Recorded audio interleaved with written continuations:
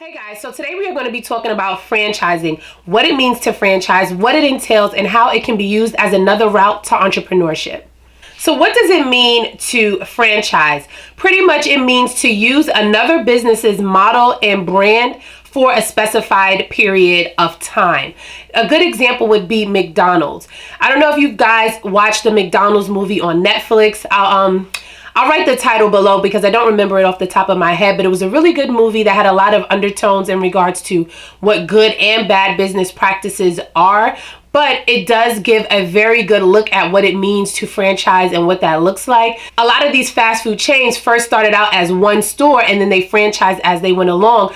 Another example would be tax preparation offices, which this is something that I touched on in some of my other videos that I did dabble in a little bit, but businesses like Jackson Hewitt as well as H&R Block are examples of tax preparation businesses that also offer franchising. So some terms you should know. The first one being the franchisor. That is the person who owns the franchise. That is the person or the business, the initial setup that decides, okay, yes, we want to now branch out, bring other people in on our already established model and allow them to open up stores in different regions, cities, states.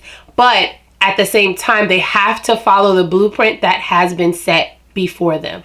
The franchisor is the person who owns the brand. They set the rules and they also set the foundation that is then used by other franchisees.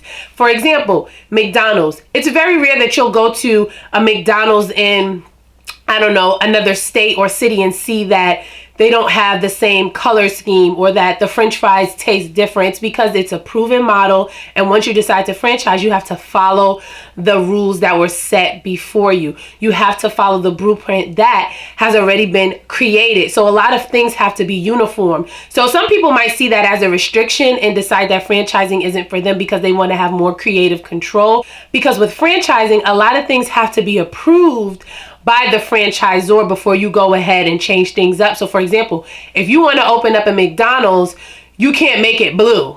That just doesn't work. So you get what I'm saying? It has to follow the blueprint that's already been established. Now you heard me use the word franchisee. The franchisee would be me, for an example, the person buying into the franchise. Now, when you buy into a franchise, you pay what's called a franchise fee. That's pretty much licensing or being able to use this business model, this brand for the specified period of time. So let's say, for an example, I'm buying into McDonald's. My franchise fee, let's say, because I'm sure it's probably way more, but let's just say for kicks and giggles, it's $12,000. I pay my franchise fee and I get a bunch of materials, training, a bunch of different things that help me get set up on what it is that I need to do to get up and running. Now, the particular chain that you open is yours for this specified period of time, and based off of your profits, you pay what's called a royalty. The royalty is the percentage of your profits that the franchisor gets. Let's continue using McDonald's for an example. If I bought into McDonald's and I paid my franchise fee, everything went well, I opened up my McDonald's, my profits, a percentage of that has to be paid back to McDonald's. So let's say, for an example, it's 14%. That means whatever I make. Now, every franchise operates differently. When I was a part of one, we had to pay the royalty fees monthly. So monthly, our profits were reviewed, and based off of that was how we paid the percentage. So let's just say if it was 14%, based off of my monthly profit, 14% of that had to be paid to the franchisor.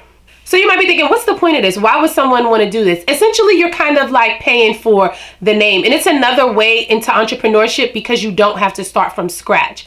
When I first bought into the franchise, everything was created for me. So the marketing materials, which I had to purchase, but as far as like it being made, it being designed, it being created, the commercials, all of those things were already set in motion and already being designed, created. And all we had to do as franchisees was pay our fee to get in, and then on a consistent basis make sure we kept up with things like the marketing materials, the signage, things like that. So if you're a person who doesn't want to start from scratch with trying to figure out, a marketing ploy and creating items and things to get your business out there, franchising may be for you because you literally are given a blueprint of what to do, but that also includes what not to do as well. So if you're someone who prefers more control, then yeah, it may not be for you.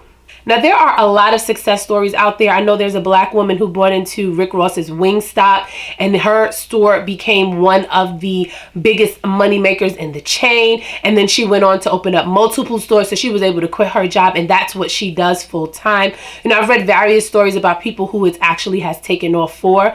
I think one of the things that you have to be sure not to get caught up in is relying too much on the franchisor. It's still your business. You still have to put a lot of legwork in. So just like I'm buying the marketing materials from the headquarters, I still have to make sure those marketing materials get into the hands of the right customers. I still have to make sure that I'm opening up on time, that the employees that I hire are doing their job correctly. So you still run the day to day. You still are the brains behind the operation, so to speak. There's just certain things that you do that you have to follow that came down from the top being headquarters or whoever the franchisor is. Now, that's pretty much franchising in a nutshell. If you have any additional questions or you like to learn a little bit more, just let me know down in the comments, and I'll be sure to address those and make another video if need be. Until next time, I'll see you guys in my next video.